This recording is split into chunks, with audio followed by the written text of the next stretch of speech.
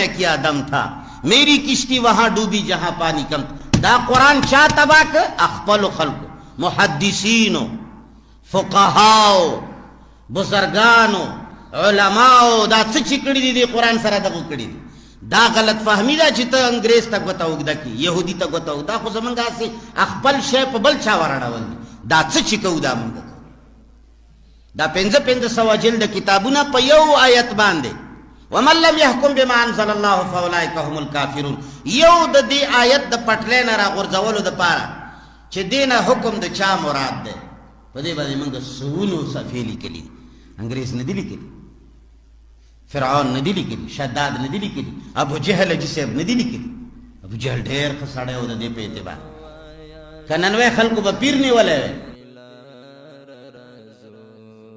दायरेना खारिज दी पैगंबरान अलैहिमुस्सलाम ढेर द्राना हरकात सरा او ډیر په مؤدبانه الفاظ او لهجه سره خپل متبعین دین او هدایت طرف ته بللی. حضرت عائشه صدیقه رضی الله تعالی عنها فرمایي ما د رسول الله صلی الله علیه وسلم سره په وضع او رفع او حرکات او سکناتو کې ډیر برابر سره د عبد الله ابن مسعود نه بل نه دی لیدلی. نو صحابه کرام خپل غ حرکات سکنات ارڅ د نبی علیہ السلام حرکات سره برابر ول. شعیب علیہ السلام قوم ته وی وانا لكم ناصح امین او ان اريد الا الاصلاح ما استطعت. زما اراده د اصلاح ده ته خو د اصلاح په ځای افساد کې رشخن کې مسخري کې یعنی لکه یو ډرامو والا ته د یو ډرامې د کارکون غوندې حرکات کې.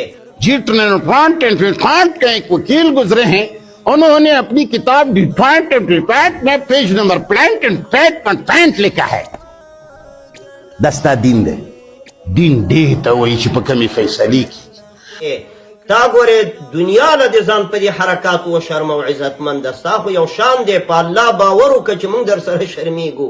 دا څه رقم حرکات ته کې دا څه رقم لهجه ته استعمالې د ادب او د احترام لهجه استعمالوه. یو فطرت سلیمه والا انسان دغسې حرکات د خولې د شونډو د غاښونو او دارنګې پیښې او احادیث د پیښو په شکل ویل. سجن المؤمن و جنت الکافر الدنیا سجن المؤمن و جنت الکافر. وی دنیا د مسلمانو د پارا جیل خانه دا او د کافرانو د پارا جنت ده. د غاښونو او دارنګې پیښې او حدیث د پیښو په شکل ویل د کلمې او د ذکر پورې رشخن او مسخره کول دا خو یو داسې یو انسان کوي چې د هغه ټول عمر په ډرامو او ګیمونو کې تېر شوی. نو ته خو ځان له بې مفتي وې د مفتي دا شانې ګوره د انسان دا ظاهري حرکات د انسان ظاهري وضع او قطع دا د انسان په باطني سیرت باندې او اخلاقو باندې پورا اثر غورځوي. یعنی دا د دې خبرې راهنمایي کوي چې د ده په داخل کې هم دغسې حالت دی لکه څنګه چې ظاهر کې ښکاره کوي. ستا دا حرکات او سکنات ډېر بې ډیزاینه دي عزتمنده.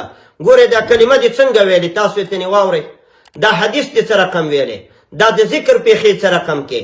یو شریف انسان به داسې حرکاتو کې ستا نه بغیر په دې ټوله دنیا کې دغسې حرکت چا کړی دی. چې چل دی اوسه پورې فرعون قدرې ونه لیده سترګې مو ورپسې ړندې شي چې دا فرعون به څنګه شي. نه م ابو جهل ولیده نه م ابو لهب ولیده او بس خلک چې ویني رسول الله ویني و آدم علیه السلام ویني و عیسی علیه السلام ویني. نو ته یو مؤدبانه لهجه اختیار کا ته یو داسې حرکات وکړه چې څوک در باندې ښه ووایي. ته خو خپل شان او شوکت خرابې په دې سره. د پیغمبر علیه السلام مبارک طریقه د دعوت څنګه وه؟ نبی علیه السلام مبارک په دعوت کې داسې تاویدو راتاویدو او خوځېدو او العیاذ بالله د ګډای اختیار یې کوه او کله سر داسې تاوه او کله داسې تاوه. نبی علیه السلام د چا د الفاظو پورې ریشخند کړی چې یو صحابي خبره کړې او دې خوله کږه کړې او د هغې پورې ریشخند کړې. کوم